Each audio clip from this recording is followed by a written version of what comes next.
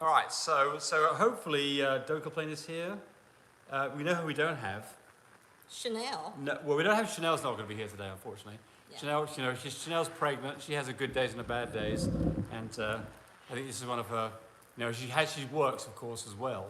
So this is kind of. I think she decided that she was just going to hang around and kind of not do very much all day long, which I think is a good thing for her to do. So we approve that. We had to move out of the kitchen because the puppies are too loud. Yeah, you can hear them in the background. I mean, they just get after it. I mean, they're doing great. They're 7 weeks old, and if you've ever raised 7-week-old puppies, you know what that's like. They've got they are wrestling. They've got two things, don't they? They either wrestle fussing, or they sleep. They bite each other's ears. They pull each other's they're lips. They're screaming. They're tugging war. I mean, they're all doing great. So it's not it's just part of being a puppy. Okay, yeah. so I gotta have pillows. Flip Naloo says, "What do you feed your dogs?" We feed our dogs Life Abundance. Life Abundance, right? Yes.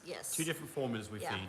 We feed the puppies that. Also, it's Life Abundance, small breed, and I think it's small medium now. Small medium puppy. Yes, puppy. Which are high protein. And then the adults, we feed the Life Abundance. Yep, right. And then we wet that down, and that's what also we... On puppies, not So we do transition mum to Bill Jack once she's had her puppies for the first couple of weeks. Well, he was just wanting to know what my dogs. Yeah. And, I'm sorry. I'm stepping it off. Someone's asking what age you tape ears up. So we tape ears the moment that the puppies are really starting... About 4.5 weeks old. Yeah, maybe a little bit sooner than that. I mean, what you can see here is some of the puppies, the bigger ones, the smaller ones, the ears are up, the bigger ones, their ears were up, they're flopped down, time to tape ears up. Yeah, but all of ours are finally up now. They had their shots and wormings, and ears went down again, so we had to tape ears back up. And that was just on one puppy because he's such a big boy. You probably all know who I'm talking about, Little Cypress, the lilac and tan, testable chocolate, fluffy carrier boy. He is a thick boy. He is, remember, the parents weighed 23 pounds to 17 pounds his mama, and 23 is daddy, and he's small, but he's just like a little tank. He's like a little bull. Do you know what, if you're English, what thick means? You say somebody's thick in English? No, I don't have a clue. It means you're stupid. Over here, it doesn't mean that, does it? It means something different. No. But in England, if you say somebody's thick, nobody's listening to you in England. No, there are people in England. There's people in They're Australia. not listening to you. People in Australia are listening to us. I know, but they don't know what thick is. Like that. You keep moving that way. I know. Well, it's because you just keep on getting closer to me, so I'm moving it. What's wrong with that? Okay, so actually, I was going to start off by talking about a couple of things, because at the beginning of this, I said that I'd talk about two things, and then Chanel added another thing, and that is contracts, transport, and then Chanel added quarantine. So we'll see how far we get with this. Okay. So let's talk a little bit about shipping, transport. So this is something that if you're not transporting puppies, you probably should be, and here's the reason why. When you transport puppies, hey, Don't Complain campaign just gave us some money. Well, thank you very much. Thanks. You're so sweet. We really appreciate you. You've done that every time for us. Yeah, every time he's done that. Yeah, you're cool. Thanks. Appreciate that. Yeah, so there's a way you can give us money, and if you want to do that, you can do it. Also, the thing that we really ask that you do is give us a thumbs up. So we did lose a few people at the beginning because we weren't live when we should have been because we had problems. So hopefully those people will come back. Anyway, so transporting puppies. Why would you transport puppies? Well, a lot of you are selling puppies in your local area, and that's great. No problem at all. I mean, there's nothing wrong with that. But here is the argument.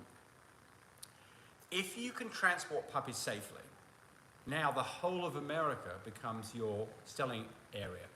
People who are on the East Coast might adopt your puppies when you're on the West Coast and vice versa. We're in Oklahoma, and I would say, what do you think, Tami? 80% of our dogs go by a nanny or somebody flies in and pick them up. A few of our dogs are adopted locally, but most are not. And so the question gets to be, how can you safely transport a dog? Because, as I say, you've got a much bigger catchment area for people who are interested in your puppy. So I think it makes sense that if you're not doing this, you think about this. I have a lot of people who say, oh, I can't sell my dogs around here. And what I say is, well, where's around here? And around here is in North Dakota. Guess what? There aren't that many French Bulldogs that are going to be adopted in North Dakota. You've got to have to put your net out. Yeah, exactly. So there's a couple of things. The first thing is you've got to know how to advertise properly so that those people can reach you. But then you have to have a a safe way of shipping puppies. And that is not shipping cargo, is it? No. No. In fact, not in French Bulldogs at all. French Bulldogs, snub-nosed dogs, Boston Terriers, Frenchies, Bullies, typically cannot be shipped at all by cargo anywhere in the United States. Cargo. Why would you go cargo? Because it's less expensive. You can ship a dog cargo for probably $100. We haven't used cargo in forever. Yeah, when we had Labradors, we did. Yeah, right. But I mean, that's when we first started out. we haven't shipped a dog cargo. We have so. had some dogs come in from overseas cargo, older dogs. Yeah. Well, I didn't like shipping it once I saw other puppies that were sick going on. Those puppies. There was some sick dogs that were going on that flight, and I thought, no, I've got to find a different way, and I started getting nannies. So I started shipping my labs back then with a nanny. So, but we only strictly do shipping in a cabin of the plane. I think we just fixed the audio, by the way. Somebody was saying that we've got a hiss there. I think we just fixed it. What was that, Mom? Yeah, this one's made. But anyway, so we use nannies for our puppies. We're having another, let's just remove this. Sorry about this, folks. We're having an audio issue here. I'm going to reset this audio. Let's see if that fixes that. And just press your button, Tami, and see if it goes solid green. It might be green. -2. That fixed it, I believe. Okay. That hopefully fixed the audio. You might let us know if that made the audio a lot better. Hopefully that's better. Lewis Dutton is from England. So, Lewis, when you say somebody's thick, what does that mean to you? When I lived in England, it meant that you were stupid. So tell me if I'm right about that, because Tami says I'm wrong. I didn't say you were wrong. I said nobody's listening to you in England. So back to this transport. So let's see here. No, here's good deal. Much better. Good. All right, good deal. So we're back to this shipping. So why would you ship? Well, first, I'm going to back up a little bit because the audio may be no good. Why would you ship? Because you give yourself a much bigger catchment area. People, if you live in North Dakota, not very many people are going to want your dogs in North Dakota, but people in the East Coast of Florida might want your dogs. How do you get those dogs safely? The answer is you don't go cargo. In fact, cargo on snub-nosed dogs, flat-faced dogs, typically you can't do it in the summertime anyway. The advantage of cargo is it's a lot less expensive, maybe $100. But you can fly dogs anywhere in the plane with a nanny as long as they weigh less than 25 pounds, I think. 20. Is it 20? It's in that realm. Yeah. Has to go into an airline-approved soft crate that goes under the seat. And you can buy those on Amazon. They say airline-approved. They give you the dimensions. That dog has to be able to stand up in that. Now, nobody ever checks that. And I don't think anybody ever checks weight. But if you've got a 30-pound dog, it's probably not going to get on the plane. If you have a 25-pound dog, I think you'd probably be okay. But don't take my word for that. But what does it cost you? Always ask your airline people. $550 to $700 is the going rate. The $700 one typically is going to be a nanny service that has, they get a real ticket. They get a ticket and they're not bumped off. Not standby. They're not standby. Less That's expensive. what I meant by bumped off. So less expensive one standby, which means that you may take 3 or 4 bumps and you may be 24, 48 hours before the dog arrives at its destination. And that has never been a problem for us, but it's worrisome. I've used my nanny for 7, 8 years coming up. Yeah, but she's and not the doing other much nanny, well, she still does it for me. Yeah. Then I've got another nanny that I've had for about 5 years off and on. So when they have a ticket, that's the best route to go. I know you're going to pay a little more, but it was worth it to me to get mine that day. So read that one. There's Blazing Colors responded. I said, Blazing Colors says, I personally flew to South Dakota to pick up a puppy, flew back to Buffalo, New York, and drove across border to Canada. 3.5-month-old, he flew with me in the cabin, $150. Bringing her on the plane with me. So absolutely. So there's a couple of things here that you bring up. Yeah. So if you can check the airline to see how much cheaper you can fly yourself instead of with a nanny. Right. And make sure the airline knows that you will be bringing a baby back with you. And they will do it. And they'll set you up on how to do it. When you go to the airport to pick up the baby, you go to the ticket counter and pay for the puppy. 75 to which 100, is 150 $75 is way cheap if you're finding it for 75. No, I meant the extra charge for the puppy on the plane. That's what I'm saying. Oh, okay. Well, 75. they're saying 150, so they maybe it's. So it's like right at $100. Okay. 108, something like that. So typically, when I look at this, the nanny service makes more sense for us because it costs you time and effort to go fly somewhere. You may have to have a motel, and so it goes on. So for us, it's always Yeah. been, we did go pick up 3 puppies one time in Florida, in California. Yep. That was great. Yeah. It was a lot of fun, actually, wasn't it? Yeah. Yeah. So we've done it one time. But you've got to make sure that, you know, you're doing it right. Make sure that you're getting everything right, so you don't get there to go pick the puppy up and find you can't get on the plane. Right. Yeah. And then, of course, for us personally, people do fly into Oklahoma City. Yeah. And make sure they have a health record of some sort. There you go. To get on the plane.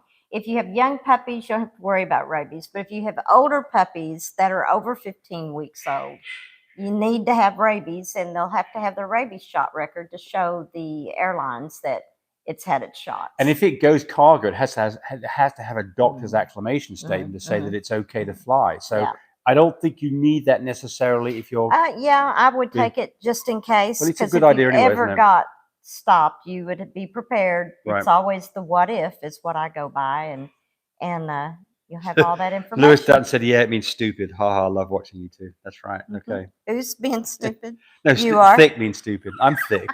I'm thick. James is thick. I'm thick. Yeah, no, that little puppy we were talking about, he is like a little he's a little bully thing. Thick in that case means he's just well muscled up. And he's got good. I would call that good bone. Great bone. Yeah, I call that good but bone. I'm talking about how come his ears kept on having problems, because he's just so bully.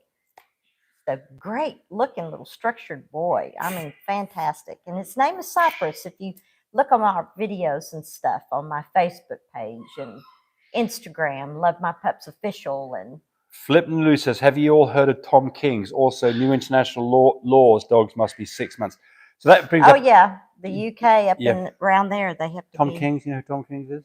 No, I don't know who Tom King's is. But anyway. But you're right about that. I'm glad you brought that up, because if you're importing a dog, then there's going to be different rules and regulations. Yeah, they have to be 6 months anymore. And then there's custom. Look at those dogs in the background.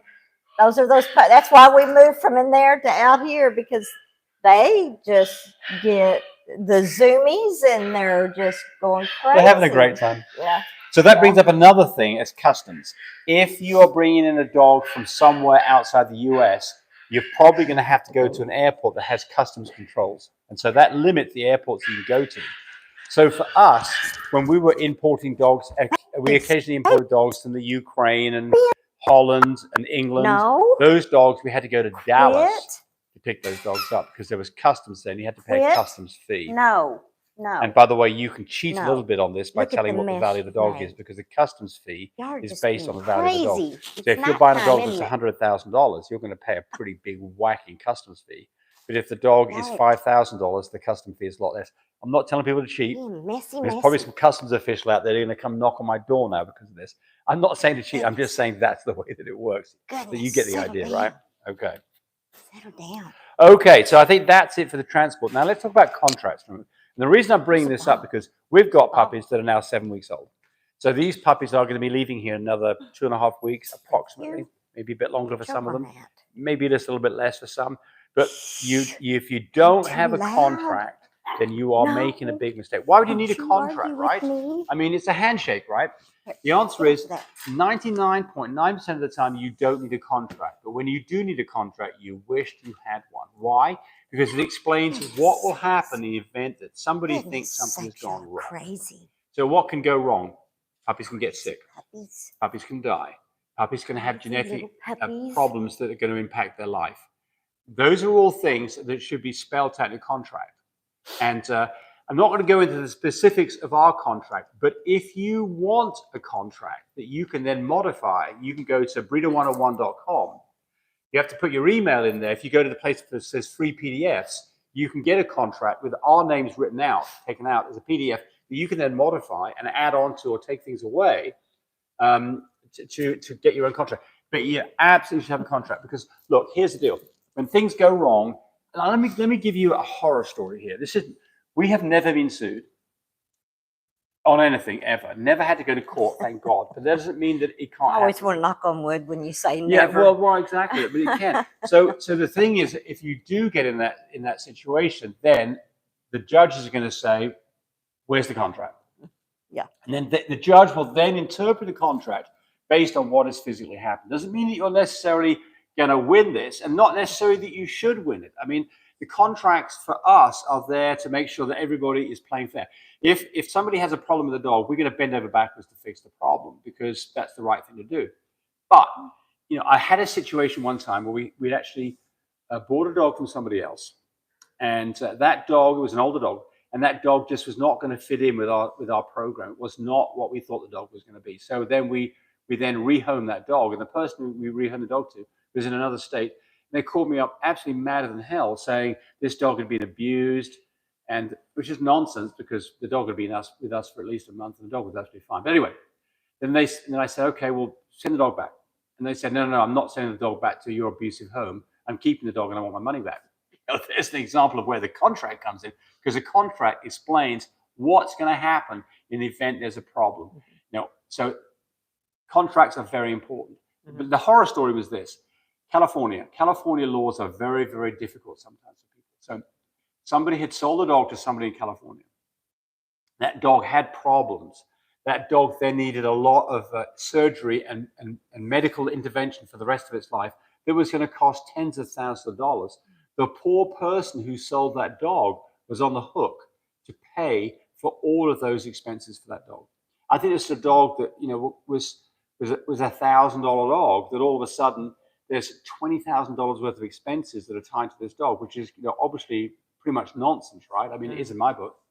They didn't have a contract, and so the contract needs to spell out various things. First one would be what happens in the event there's a problem, what kind of problems would be covered, how long those problems are covered for, and in what jurisdiction that there's going to be a claim. So for us, it's always the place where the dog was purchased, Oklahoma, so it goes by Oklahoma law. Not California law. Tell a dog to California, I don't want to have to go into court in California to defend myself with California law.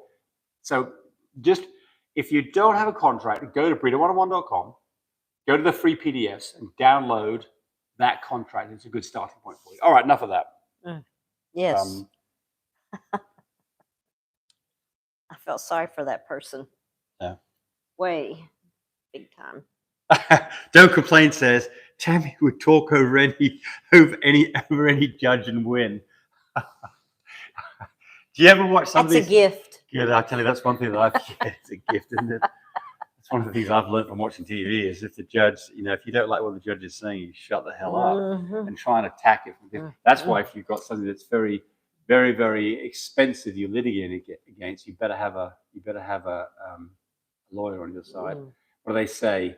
A person who represents themselves has a poor, I forget what they say. Basically what it says is don't do it. If you're in a small claims court, of course, that's rather different. The amount. Yes, ma'am. Yes, sir. Or small claims court. Only speak when spoken to. Yeah, right. Yes, right. Anyway, all right. So Chanel also want to talk about quarantine. So why don't you talk about quarantines, Tami? Because I talked too long. Well, when you bring a new puppy home and you've got other puppies or you've got other dogs and you want to quarantine that puppy for 2 weeks away from the rest of the other puppies that are in your home. But the puppy's completely fine when it shows up. It's a healthy, happy little puppy. Why would I quarantine that puppy? Because it went to the vet's office to get a health check before it came home to you. It flew on the plane and maybe went to the potty area at the airport. It might have drove home and was let out in a park to potty and picked up something. Do you know what gestation period is for parvo? It's the what ifs to make sure that you take care of your puppy like you would your baby, your two-legged babies that you bring home from the hospital. Do you know what the gestation period is for parvo? 2 weeks, isn't it? Yeah, I think it's like 5 days and more 5 to 12 days typically. So what that means is a puppy could have been a happy puppy at the place the breeder had the puppy for 3 or 4 days before it ever flew, and had parvo, got it, contracted it from wherever, had no symptoms of it. You got the puppy. Puppy's with you for a couple of days, happy little puppy. Yeah. All of a sudden, it's got diarrhea, it's puking, it's obviously in trouble, and all of your little puppies that have been around have just got infected. Yeah. All you can do for parvo is vaccinate. And so you have to have a complete set of vaccinations, which means finishes up at 15 weeks if you're doing it at 6 weeks. Yeah. and doing it every 3 weeks after that, 6, 9, 12, and 15. And after, at the 15 week, you should be able to get your rabies shot by then too. Once they've received all their 4 sets of puppy shots, then and had the rabies, then go to the park, then go to PetSmart, then take it, for walks. I'd wait another week, but yeah. Right. Because your puppies exactly. got all the shots. So remember, so I think it's prudent that anytime that you bring any dog into your fold, a puppy or an adult, if it's an adult, by the way, you should do a brucellosis test. Yes, that's what I was fixing to say. What is about brucellosis? Why should you do that? Oh, it's a sexual transmitted disease that can spread out through your whole kennel. Well, it will spread out through your whole kennel if a dog comes in with it. And they can drink out of the same bowl. They'll be sniffing around on each other. They'll be licking each other. And how would you know that a dog's got brucellosis? Only when she has puppies and they all die. That's right. So brucellosis might show up like he's got a little bit of a cough or a cold. And you wouldn't know that it's brucellosis. We do sell at My Breeder Supply brucellosis tests. You do have to draw blood. They're like, I think $70 for like 10 tests, or maybe just 5 for that. They're not very expensive. It's very, very important. You quarantine puppies, adult dogs for 2 weeks. 2 weeks. 2 weeks. I know that sounds awful and a long time, but it's well worth it if that dog was to get sick. So what do you think? So let me give you a scenario here. You've got a puppy just came in the door, right? We just bought a puppy. Puppy just came. We've got puppies in the house. Puppy came in the door, right? We're going to quarantine that puppy, right? Oh, yeah. Can we play around with that puppy? You can play with it separately, but make sure you wash your hands. Yes. Or wash your hands. So if that puppy was on you and licking on you and all that, it's a little bit of a risk, but it's probably not much. But what the big thing is to make sure that you've washed your hands. Yeah. It's not an infection problem for you. It's not what's called a zoonotic diseases. I mean, there are some things that are zoonotic, like worms. And let me tell you, when you're cleaning up your puppies, and you've cleaned up mess, and cleaned their pen area and their potty trays that we sell on. These are working great. With us, which is doing great. When you're washing your hands, use the hand brush. Clean your nails. Tami gets on me a bit. She doesn't like the way that I do this. I'm not as hygienic as she is. And that's really not. It drives me crazy. Yeah. So, right now we're in a situation where we've got 2 sets of puppies. We've got puppies that are 7 weeks old and puppies that are 2.5 weeks old. 2 weeks. 2 weeks old. And so they are separated, and we don't do any commingling. And when we handle one set or muck around with one set or clean one set, it's hand washing time before we ever go back to the other ones. It should be fine. They're in our kitchen. It should be fine, but it's just precaution. So I think quarantining is the other thing. It's in my kitchen. So they're. That's right. That's why I really just threatened James. Yes. Right. Keeping things clean. Okay. Michael Taylor says, could you explain cryptic merle and the risk of breeding to a merle? You don't have a risk when it's a cryptic merle. I think you're right. You are right. You can breed a cryptic merle to a merle. That's the only way you can do a merle to merle. What is a cryptic merle? What's a merle? A merle is the colors on the outside. A cryptic merle is on the inside. It's the gene. So all dogs that have been bred properly that are merles. CM, isn't it? CM? Yes. Yeah. All dogs that have been, MC actually. All dogs, MC, I'm sorry. All dogs that have been bred correctly will not have 2 copies of merle. Well, they could have 1 copy of merle and 1 copy of cryptic merle, but on the most part, they've got a single copy of merle. Why? Because if you breed a merle to a merle, then you get what's called a double merle dog. They're likely to be blind or deaf. Yes. So you don't breed merles to merles, because if you did, a dog that had 1 copy of merle bred to another dog that had 1 copy of merle, 25% of the litter on average would have 2 copies of merle, and those dogs likely would be in trouble. So you just don't breed merle to merle. Right. A cryptic merle is a dog that came from a merle parent, but tests for merle but doesn't show it. And there are different numbers that are associated with the merliness of a dog, from I think low hundreds to 280s or something. These numbers may be wrong. The higher numbers are more merle in color, more harlequins, more tweeds. The very low numbers are cryptic merles. They don't hardly show up at all, if at all. So you can breed a cryptic merle to a merle, and apparently there's like a 4% chance of a problem, which I would take that risk. So if you've got a cryptic merle, you're fine. But just don't breed a merle to a merle. Now, you can get in trouble on this because some dogs that are true merles won't visually be merles, which are Oh, sorry, I wasn't. Oh, platinums, or Yeah, I mean creams. creams, If you get a dog that's little E, and it's also merle, you won't know it's cream merle. covered. You or might blue know covered. it's merle because typically merles have different colored eyes, or even one eye that's got two different colors in the Like the eyeball blues itself. or the greens. Yeah. Yeah. So you Mainly might, if you had blues. a platinum dog and you saw that its eyes were definitely different than what you normally see in a dog, likely that it's actually a merle. Well, what if it was a new shade? Because sometimes they have green eyes. Yeah, but the point here is if you had a new shade merle, you'd know it's a merle. Mm-hmm. The issue here is when can you have a merle and not But realize what if it was a double cream new shade? Merle. Well, that'd be a platinum. That'd be a platinum new shade, Isabella, and that dog you'd have to test because you could get in trouble. So yeah, any dog that's little e is not going to show the merle, to the best of my knowledge. Anytime you have a cream, you just do the DNA. You'll find out everything in So your DNA. so and know who the parents are. So Michelle, also. the answer here is that you've got to know your dog's DNA, so you don't get in this situation where it unknowingly bred a merle to a merle. So that's it. Unless it's cryptic. All right. Awful quiet. I'm fixing to have to go check those puppies to make sure what they're doing. Showtime. Either they're too loud and I have to check them. Showtime. They're asleep, aren't they? Usually, I know. I worry about them when they are too loud or too They're quiet. completely silent. They've either gone asleep, which is what my guess is, or they've killed each other, and all of them are dead. What's the chance? There'd be one puppy that would have blood on its muscle and be the survivor. No, they're all asleep. They crashed, aren't they? They finally crashed. That's what they do right before they go to sleep. I have a 2.5-month-old puppy. One of his testicles like to play hide and seek. Any suggestions? Yeah. How old is it? 2.5 months. Oh, well. So what's going on here, Tami? It's pretty young still. They will come down if you're playing around with them. You should play around with them. Yeah. Because if the testicles have not both descended by 6 months old, yes, they probably won't. What's going on here is there's a little hole where the femoral artery goes through from the stomach to the thigh. And that's where that you get an inguinal hernia. And it's also the place that the testicles that are up in the dog's stomach, lower stomach, drop down into the testes. And if that hole's not big enough and they don't drop down, or they keep going back up, they can stay up in the stomach. And that dog then will have a good chance of testicular cancer. And it's a hereditary condition.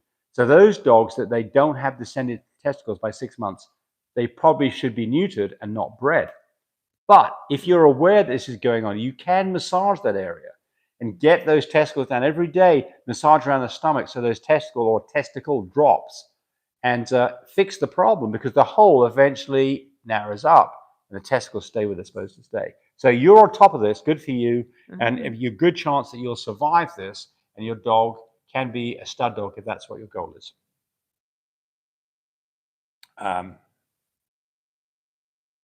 George Rodriguez says, if a new stud is not producing live semen, is there anything that can be done to get him producing, or is it a lost cause? Well, been in this situation a few times, mostly for other people, but occasionally for ourselves. So the first thing is, how old's the dog? If you've got a dog that is 6 months old, it likely may not be producing any semen, or if it is, it would not be very much.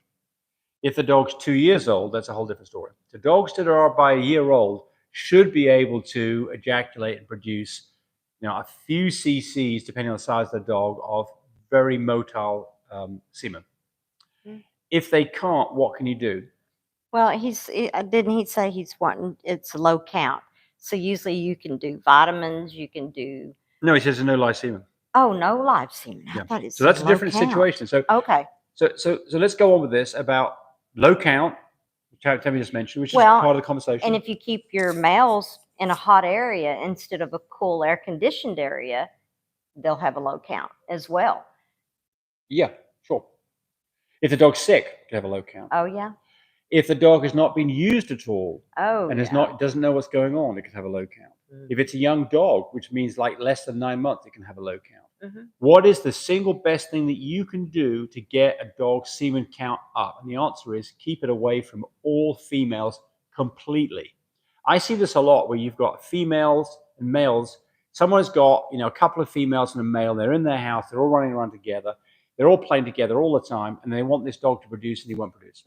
He won't even get hard and produce anything for you. We had one that you could stick the female right in his face, and he just looked the other way. Like, Yes. what? Take him away for a week, for 10 days, away from all females completely, and then put him in front of a female, and bingo, he'd probably do a whole different reaction, especially if that female's in heat. So my recommendation to you is get that dog, that male, away from all of the females. Every time you have the opportunity of having a female in heat, stick him in front of it and see if you can collect from him. Yeah. Practice makes perfect is what I always said. Right. Give him a treat every time, whether he young. produces or not. Make a big fuss out of him. And if you don't have a Give female, him a treat. if you don't have a female that's in heat, 2 or 3 times a month, put him in front of a female anyway if he's not in heat. See if that'll help. Yeah. I don't know if there's all these things that you can buy for both for dogs and for men. You can go to GNC and they've got these things that you've got adverts on TV. I think it's all snake oil, unfortunately. I don't think that there's nothing that I'm aware of, food, injection, or anything that you can do that will increase a dog's semen count other than a healthy dog with a good diet. A healthy diet. Healthy diet in Vitamins. a cool area. I think vitamins that's not are great. running around its litter mates. That's it. So good luck on that one. Yep. Fish oil.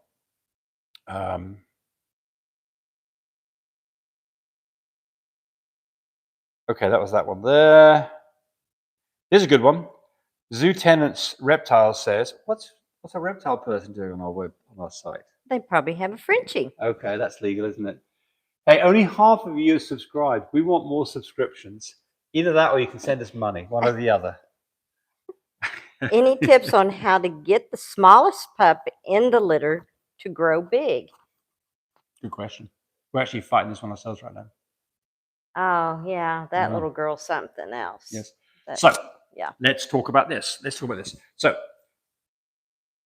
you can have a big variation in size in a litter. I mean, typically you don't get a huge variation. If you look at this litter that we've got here, the 7 weeks old, the difference in size on those puppies might be 4 and a bit pounds to 5 pounds, right? That's probably about it, isn't it? 4 to 5 pounds. One girl's 4 pounds. That's a little Hazel. Hazel's Little bitty thing. Hazel's just going to be a smaller dog, Yeah, like she's her going to be mom. like her mama. Her And I mean- mama's 17 pounds. And we've never had to do anything to worry about that she should be putting weight on because she's just a small dog, She's healthy. full of life. Oh, yeah. This little bully. She's just full of it. Not bully. Well, she's just full of it. So she's I love this little dog. I mean, she's I was going to say. because you've got to be careful James is- because she's got a home to go to, and I'm not sure who's getting her. Is that Dana getting her? I'm with her more than you are, and I know exactly Well, I've what got to be she's careful like. here because I'm She's not just- saying that because there's a problem with her. There isn't. She's great. So I love here, her personality because she talks to me. Yeah, she's great. She wants me to love her, Yes. and I sit down and give her time. And she absolutely loves it. So the point here is, would you do anything for that dog? No. No, She's absolutely fine. She's fine. Now, the other litter, we've got a puppy in there that really is a small puppy. And Yeah, that puppy, that's a different litter. That's a They're different only story. 2 weeks old. So what is the reason for this when you've got I one don't puppy in a know. litter? Well, I've got some ideas. If you've got a puppy in a litter that is just not putting weight on, and it's 2 weeks old and it's still a small puppy, the puppy we're talking about, She's still at her birth weight. she's at her birth weight. She's a 7-ounce puppy, but she is feisty as all get out, but she's just not putting weight on. So what do?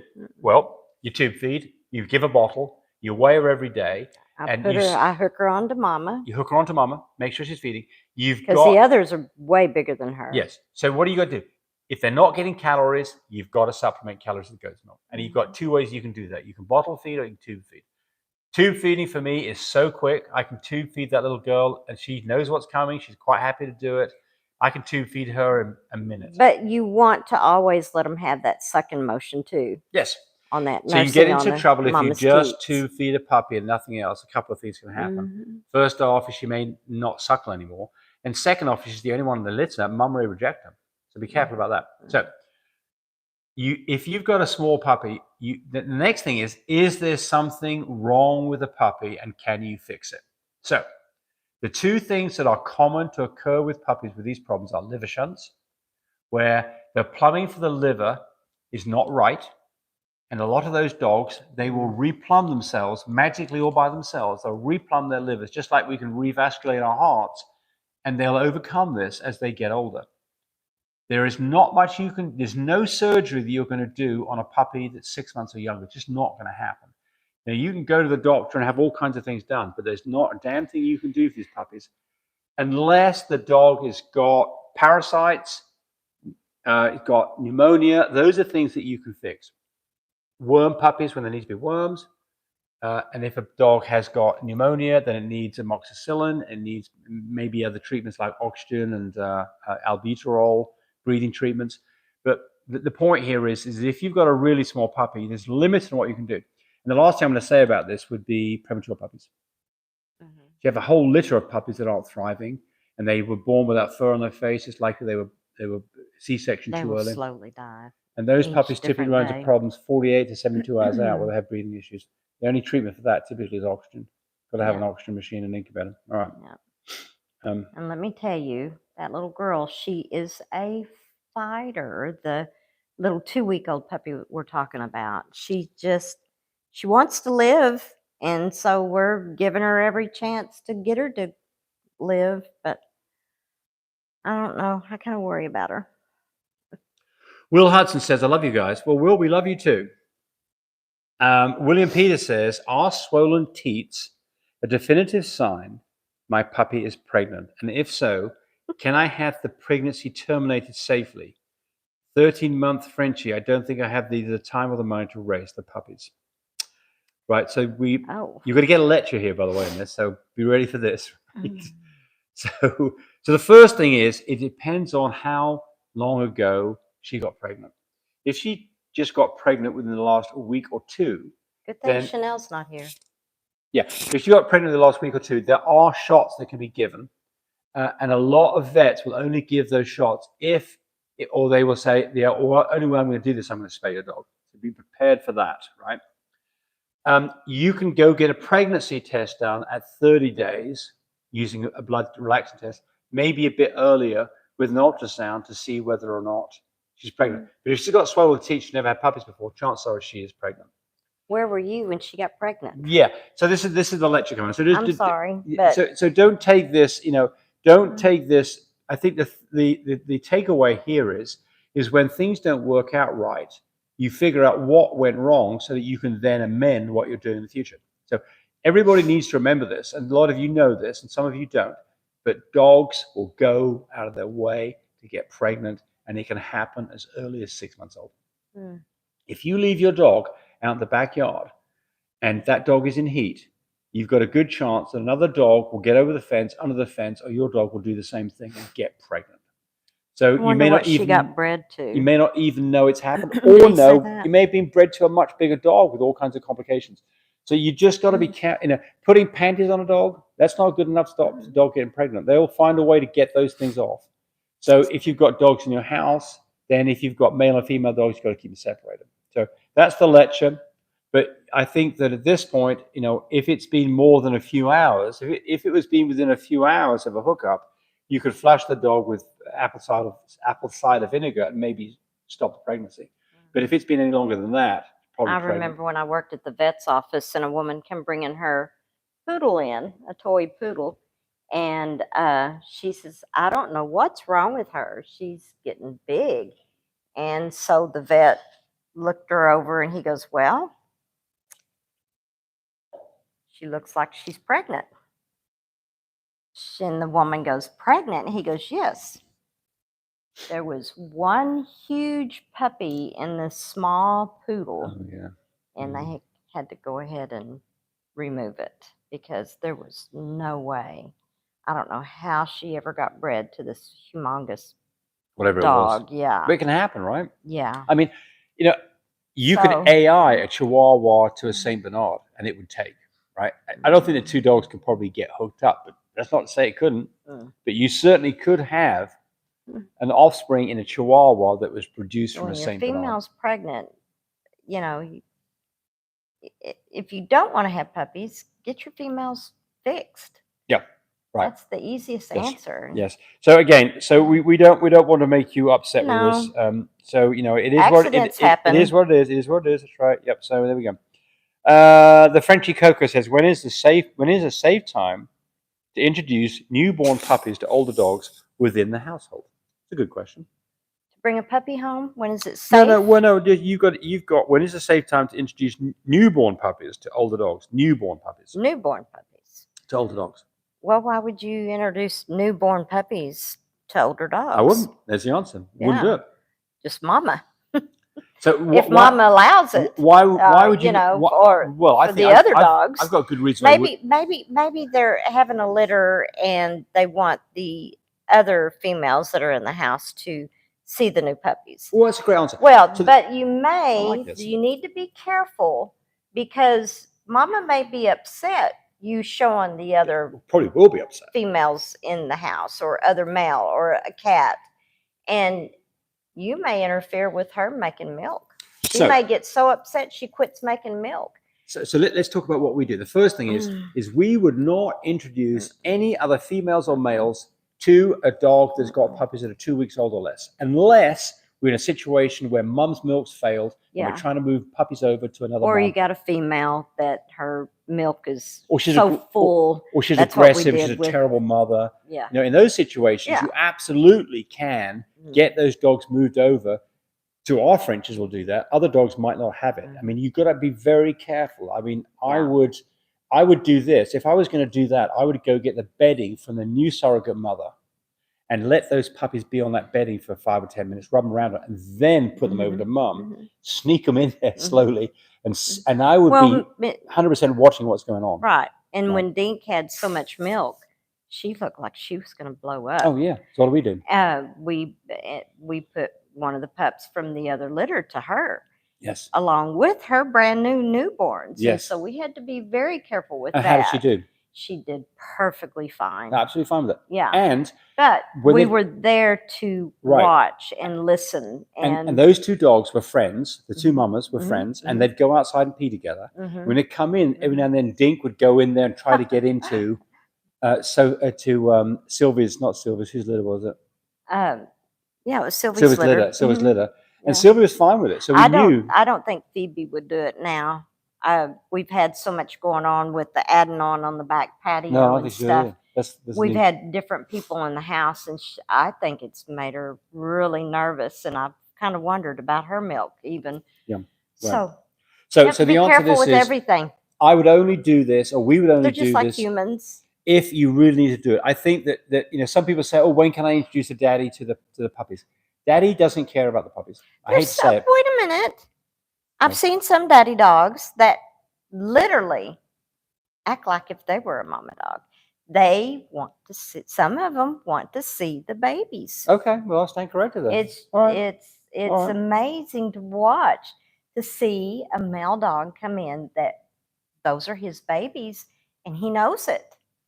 So I'm going to tell you a story now about labs. Remember when we had that lab and Mocha bit that one puppy? Oh gosh, that was awful. So that was puppies. Her hormones had to be off the wall. I just never dreamed that dog would ever. But we had the puppies in the backyard. This is a long, long time ago. We weren't as experienced as we are now. Labradors.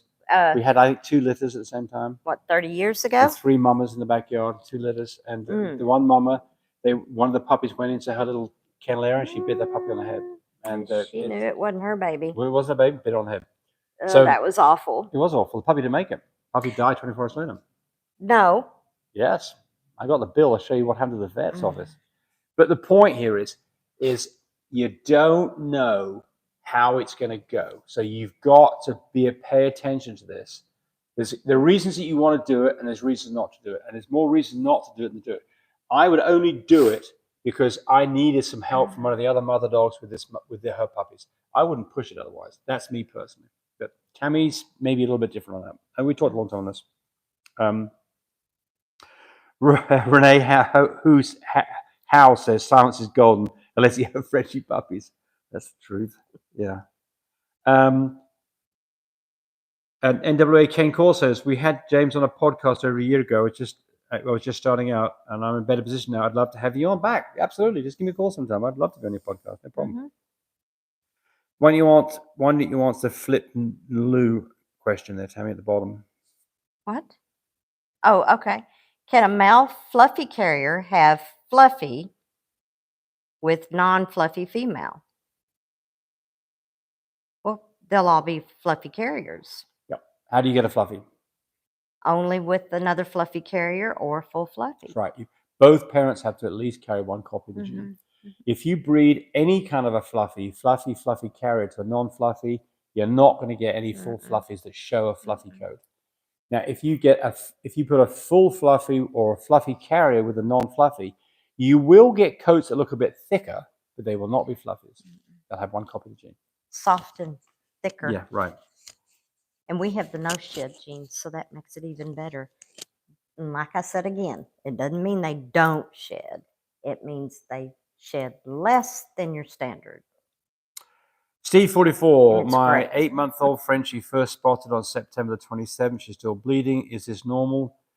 If I was breeding, do I still breed around day 10 and so on while she's still bleeding? How old of a dog? Well, she's only 8 months old. So No, do not breed that dog. I don't think he's saying that, but I think he's just generally asking some Yeah, questions. I know, but So the first answer is that Tami says you don't breed 8-month-old dogs. They can get bred. Don't do it. Not a good idea. Not a good idea. but they can get bred. Absolutely. But don't do it. We don't think it's a good idea.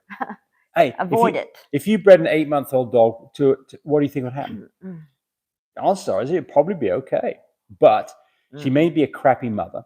Now here's the next thing. Typically, 8-month-old dogs. They're not ready to have. Well, I agree with that. It'd be like a 12-year-old. Just don't do it. 12-year-old human being. We've had this conversation before. Okay, Just don't So let don't it happen. So the next So question is, you're when old. do you breed? And you're saying day 10. And the answer is most dogs get bred about day 11 through 13, and the blood color has lightened up or completely gone away.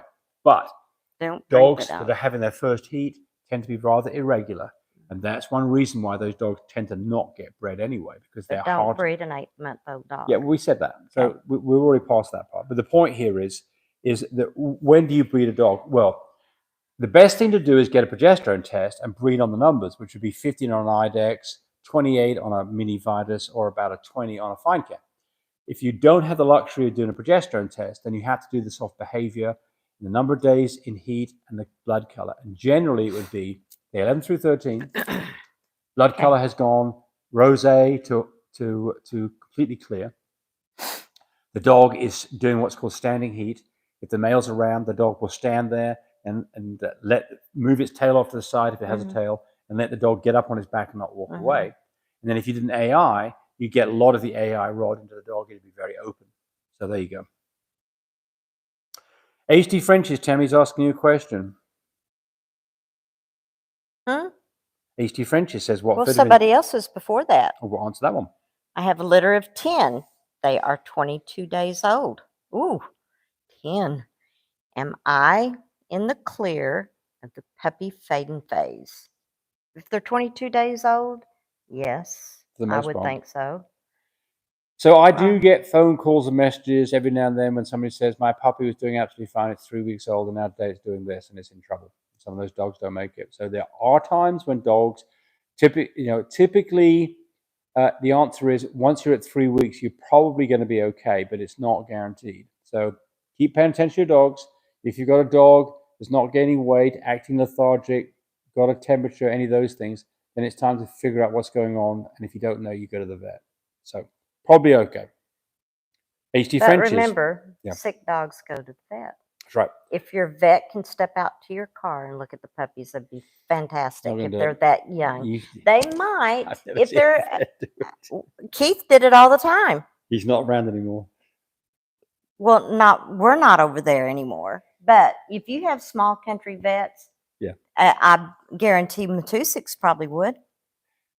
I think if you had a dog, you went to Matusik. If it's black, it's white. If you went to Matusik and you said, I think I've got a dog with parvo, I think that if he was smart, he would come out to the car and try and diagnose that rather than bring it to his office. So I agree with that.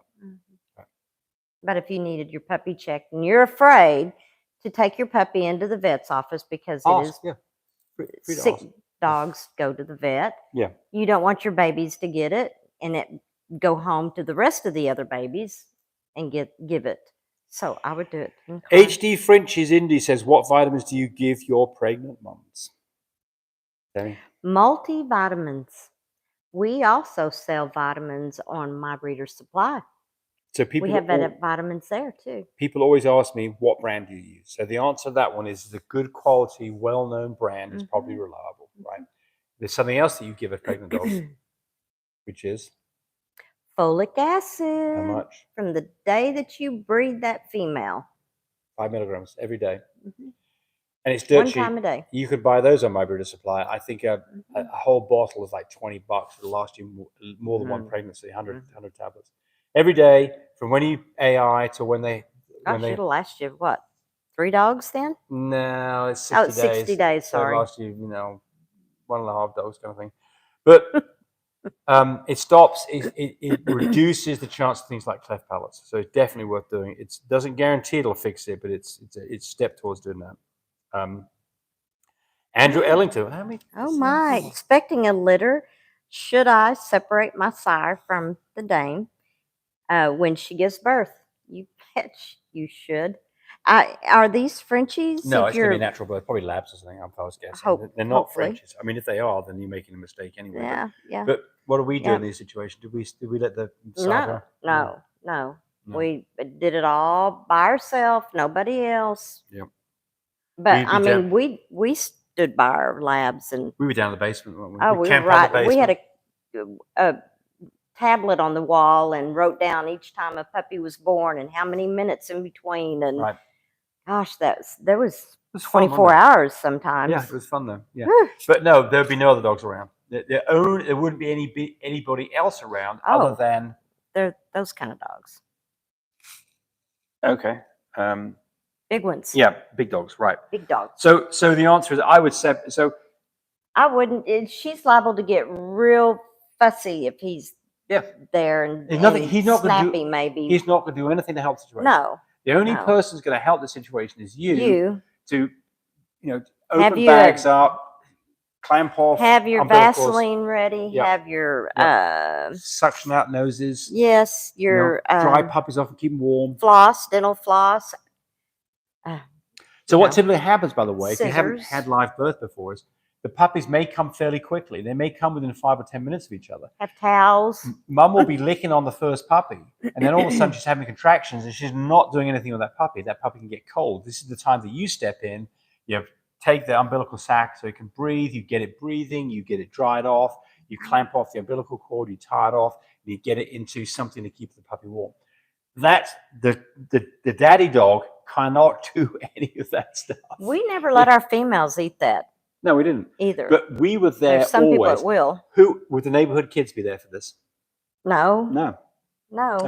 Anybody? The only people that were there. We were always afraid of messing up the milk production part of it. Well, we were the only people there. The people who she knew that she was happy to be around. That she knew that were her support people. And that people who could help in the delivery process, which would be Tami and me and Chanel. That was it. Right. Read what Mark Hudson put on here. Y'all are the Frenchie gods. LOL. Know everything I know is from y'all. Oh, good. And it's got heart emojis all across there. Arms like this and clapping hands. You're in trouble. Thanks, Mark. So how are we doing this? All right, so we've got about half of you giving us thumbs up. The other half is... Well, we've been doing this for 23 years. Yeah, exactly. I would say this, though. James started out by what mistakes we made. He didn't want other people making mistakes that we made. Right. And to prevent it. And then these questions that some people were asking James says, I got to get videos together. I've got to do this. So that's how James got started. And he wanted to help people. We're absolutely, and we're continually coming up with things that we think will help you. Again, now we're going to break into the advertising end of this, but our puppy poop tray that we just started marketing in the last couple of months has really been a big hit. This makes life so much easier. It is absolutely, I think it's one of the best things. There's a number of things that we've done that I consider to be our best things. Our incubators and heated whelping kits. They are things that I could put in that bracket of our best things. I think the puppy tray is something that's also in that category because it really, really makes your life. Does your puppy tray save lives? Yes, it does. It does. Saves insanity from you. It stops puppies from getting infected with things like Giardia coccidia because they're eating poop. Yeah. Absolutely. Saves you money because you don't have to spend anywhere near as much money on the pads. But so now I'm going to pat myself and Tami on the back a little bit. We do work hard at this.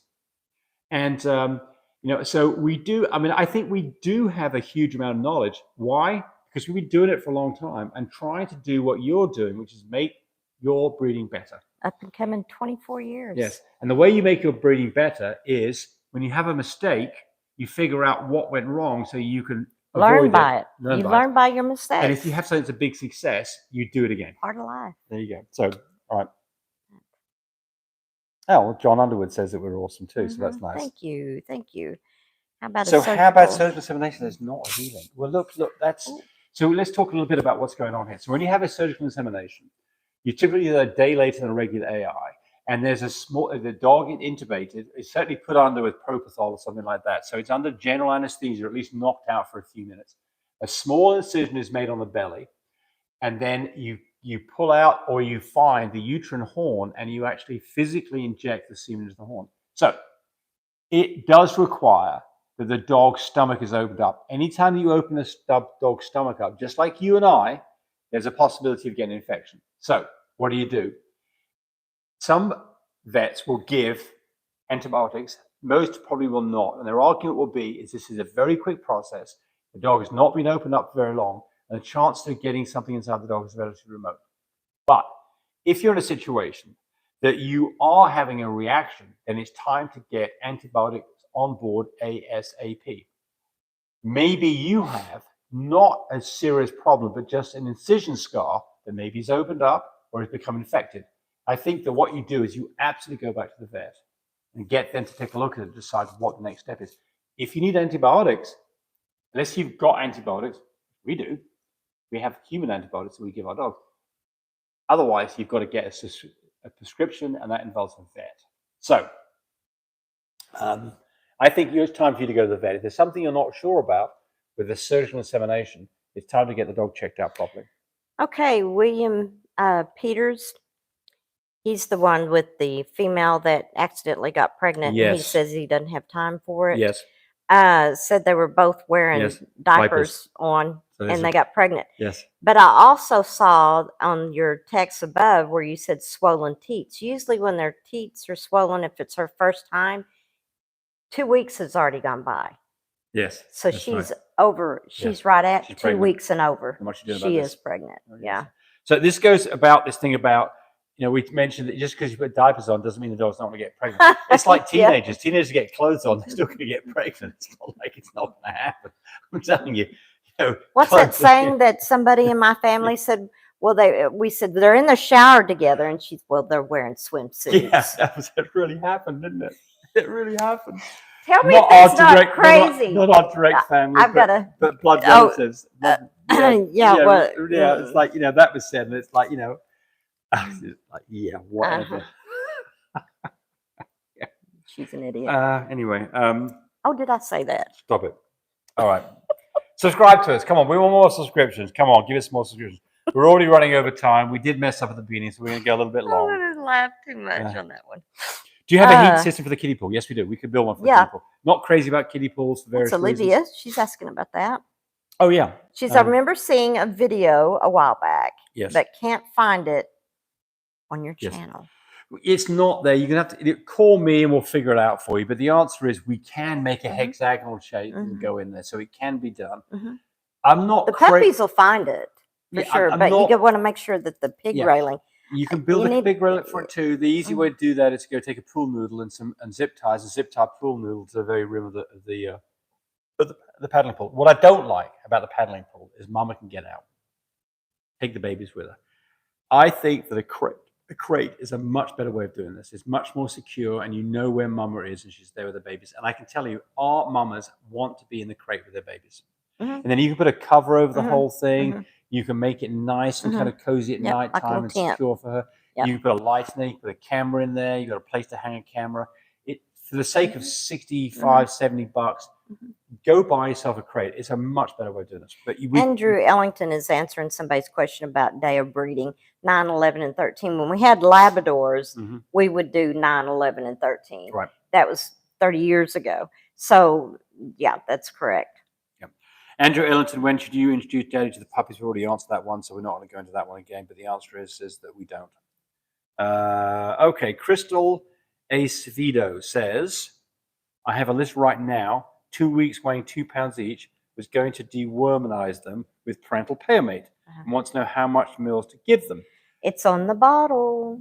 Well, you have to go Google it, and I Yeah. don't remember exactly what it is. I think it's Look, it's on 1 the cc bottle. for 5 It's mils. on the bottle. But it might be. But you can Google it. You've got to Google it to find out. On Parental paramate. That's not Nemex. oh, it's That not is Nemex. Nemex. That It is is Nemex. Nemex Same too. thing. It is Nemex. Yeah, it should be on the It's bottle if you have Nemex a on the bottle. Nemex But parental is a too. lot less expensive. So I know, but it's on the bottle. not on the parental paramate, but it is on Nemex. Okay. It's the same So thing. you can Google it and find it. Yes. Yeah. Okay. Blazing colors. Oh well, there's someone says. Yeah, so he's got his daddy dog is there watching. I the babies told all the time. you. So yeah, great. I've seen it. Yeah, well, hey, And I mean- it's so sweet. yeah. I mean, look, I think that there's some parenting that goes on with dogs, and they have to learn how to. Typically, with our dogs, they're weaned at about 5 weeks, and then they're not And with then mum. yeah, and we then teach them. she says on here there are some daddy dogs that aren't good with babies. Absolutely, you bet. So they feel threatened, I think. Right. But yeah, when you do have a good daddy dog, it's cute, but you got to be careful too. William Peters, can you give me a brief checklist of what I should do to prepare for a litter and guesstimate of how much it will cost? I'm not going to go into any great detail because I do have videos on this, but Depends on where you live on how much it'll cost when you have a C-section. I would say this: if you're new to this, go to My Breeder Supply and go buy our puppy care kit because it's got all the stuff that you should have to do all this with explanation. Or you can call James after the show. And then there's other things that you should have, but you may not want to spend the money because I know that the money's tight for you. But an incubator would be one thing. A heated whelping kit's another thing. If you're going to have a C-section, prices range from a low end of $300. But if he's not going to do this all the time, $3,000. yeah. Yes, right. Yeah. But I'd say,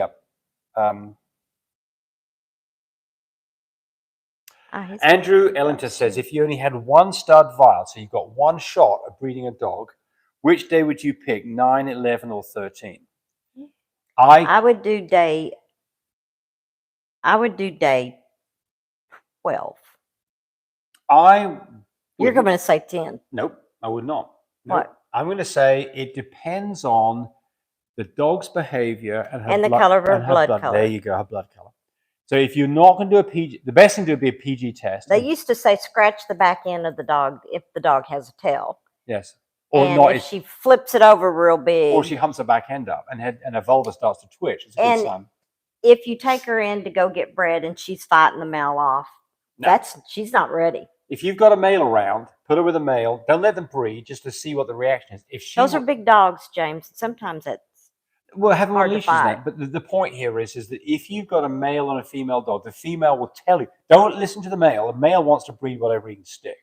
The female will stand what's called standing heat when she's ready, which means that she will not only let the male lick on her and get on her back momentarily, but will stay there and not walk away. That dog's ready to be bred. Mm-hmm. Blood color should be a light color, pink or clear.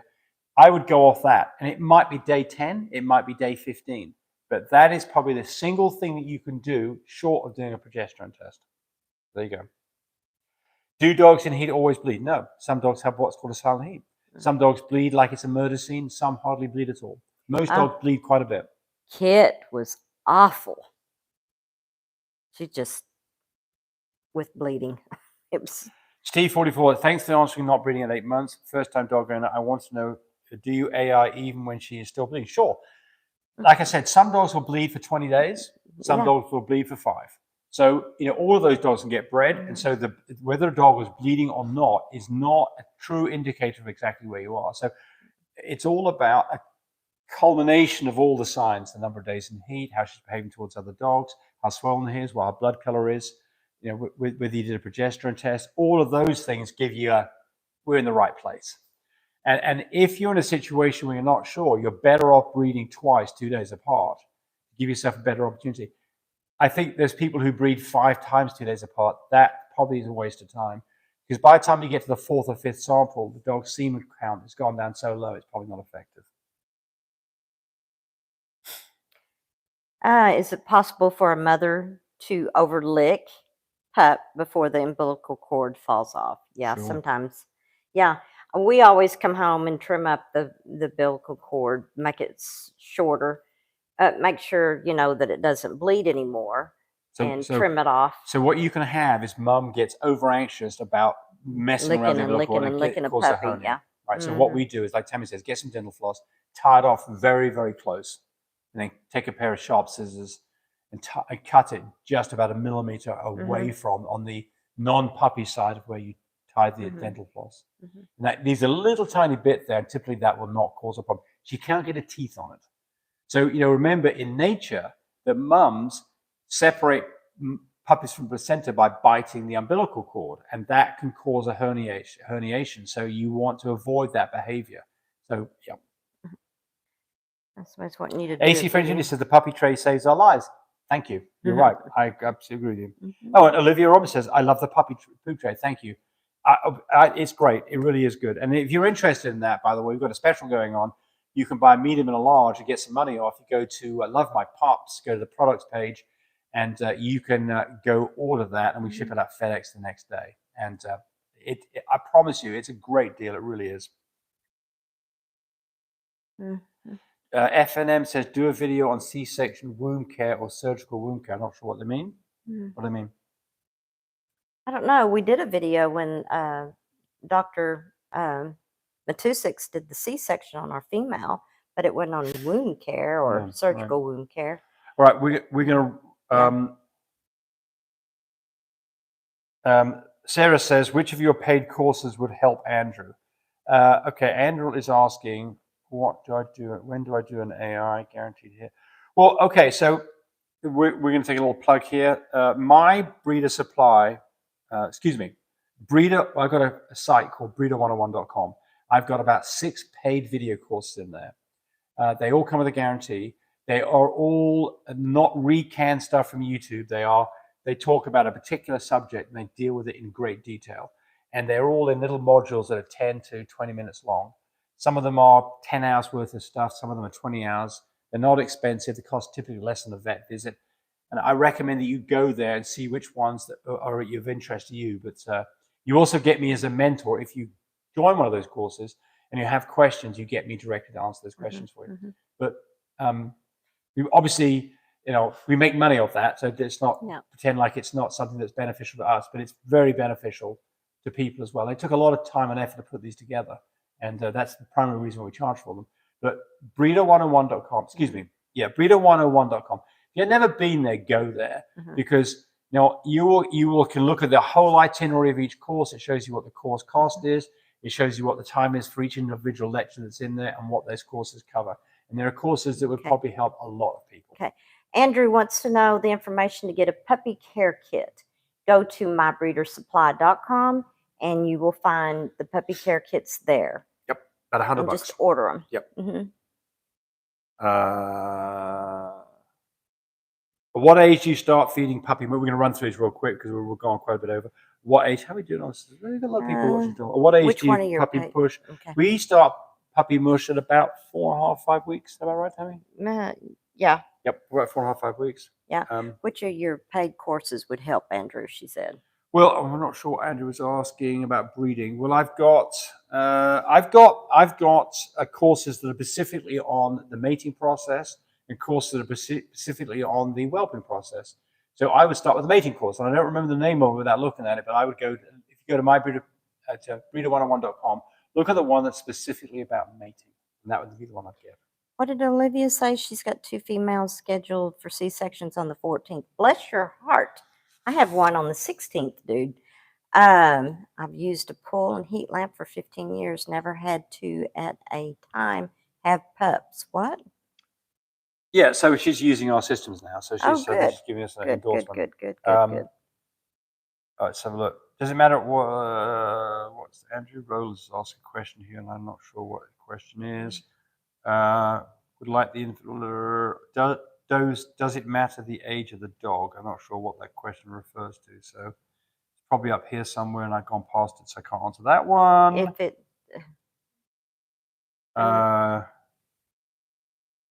Congratulations to you. That's an extraordinarily beautiful journey. Congratulations, Olivia. Yep.